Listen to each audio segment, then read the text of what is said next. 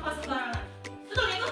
Betul ya? Kalau kita membuang sampah sembarangan, lalu misalnya kita buang ke sebuah sungai, kemudian nanti dari hujan kan, hujan datang deras nih, kemudian airnya bertambah besar, padahal sampahnya kan bikin sungai itu sempet ya, jadinya banjir. Nah, peristiwa alam ini, tadi kan ada beberapa yang sudah kita sebutkan kan. Ada peristiwa alam yang merugikan manusia, dan ada juga peristiwa alam yang tidak berpengaruh atau tidak mempengaruhi kegiatan manusia. Misalnya apa? Yang pertama itu adalah adanya embun. Embun itu kira-kira merugikan kita nggak? Enggak ya. Kemudian apa lagi? Pergantian musim. Pergantian musim, misalnya musim panas ke musim hujan. Kemudian apa lagi? Terbentuknya pelangi. Iya, terbentuknya pelangi. Kalau ada pelangi tidak berpengaruh sama kita kan? Tidak mengganggu kegiatan kita ya kan? Ya, itu adalah bentuk peristiwa alam yang tidak mengganggu kegiatan manusia. Kalau yang merugikan manusia tadi ada beberapa tadi? Ada 5 kan? Yang pertama ada banjir, gempa bumi, kebakaran hutan dan iklim. Nah, beberapa peristiwa alam ini bisa kita atasi atau bisa kita cegah. Caranya bagaimana? Yang pertama adalah misalnya kita mau mencegah kebakaran hutan, caranya gimana? Caranya kita melakukan reboisasi. Apa itu reboisasi? Reboisasi itu artinya penanaman ulang pohon, ya kan? Kemudian yang kedua apa lagi cara mencegah peristiwa alam? Tidak membuang sampah sembarangan. Kemudian apa lagi? Tidak menebang pohon sembarangan. Itu adalah beberapa cara untuk mencegah terjadinya peristiwa alam. Nah, tadi kan kita sudah menyebutkan contoh-contoh peristiwa alam yang terjadi di Indonesia. Untuk kelas 5, kita kan tadi judul pelajaran kita hari ini kan mengenai peristiwa alam yang terjadi di Indonesia dan juga di luar negeri atau di negara tetangga kita. Misalnya tadi negara tetangga kita ada apa aja? Yang pertama apa? Ya, ada Brunei Darussalam. Kemudian apa lagi? Vietnam, Filipina, Malaysia, apa lagi? Ya, ada banyak kan negara tetangga kita ya. Nah, negara tetangga dan Indonesia peristiwa alam itu berbeda. Mengapa? Karena cuaca dan iklim di Indonesia dan di luar negeri itu juga berbeda. Misalnya peristiwa alam yang merugikan manusia yang terjadi di luar negeri apa? Yang merugikan manusia yang ada di luar negeri tapi tidak ada di Indonesia. Ada angin topan. Kemudian kalau salju itu merugikan manusia atau tidak? Tidak merugikan manusia ya. Hanya mengganggu aktivitasnya saja. Kalau merugikan tidak. Nah, kenapa itu tidak terjadi di Indonesia? Ada nggak salju di Indonesia? Tidak ada, karena di Indonesia itu hanya ada berapa musim? Musim apa aja? Musim kemarau dan musim hujan. Kalau di luar negeri ada berapa musimnya? Ada musim panas, musim salju, musim semi, dan musim gugur. Ada berapa musim? Ada 4 musim. Baik, berikutnya Ibu akan membagi kelas 4 dan kelas 5 menjadi beberapa kelompok. Untuk kelas 4 nanti kalian menjadi kelompok pertama, yang menjadi kelompok 2, dan di sana kelompok 3. Kemudian untuk kelas 5, yang di sini nanti kelompok 1, yang di sini kelompok 2, dan di sana menjadi kelompok 3. Sekarang kita akan berdiskusi, kita akan mendiskusikan apa-apa saja peristiwa alam yang terjadi di Indonesia dan juga yang terjadi di luar negeri tadi untuk kelas 5 dan cara mencegahnya atau cara mengatasinya. Di sini Ibu menulis sudah menyiapkan kelompok. Nanti di sini kamu tuliskan nama kelompok kamu, misalnya kelompok pertama, kedua atau ketiga. Kemudian kamu tuliskan nama anggota kelompokmu.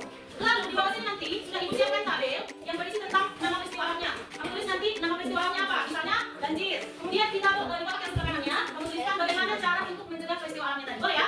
Baik, Ibu akan membagikan NKPD ya.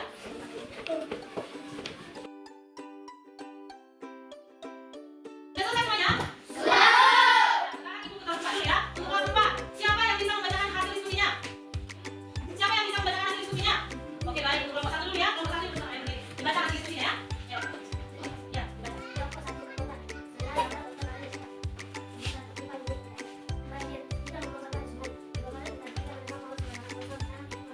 Iya. Bagus ya. Tepuk tangan untuk kelompok 1.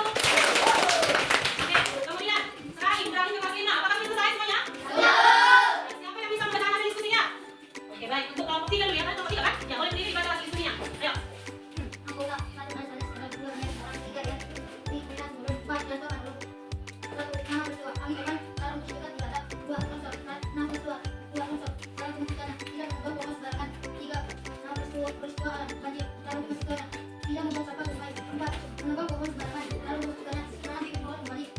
Iya, bagus. Tepuk tangan untuk kelompok 3. Untuk lebih memahami materi yang sudah Ibu paparkan tadi, di sini Ibu sudah menyiapkan soal formatif yang bisa kamu kerjakan secara berkelompok. Nanti di sini kamu tuliskan saja nama kelompokmu dan juga nama anggota kelompoknya di atas sini.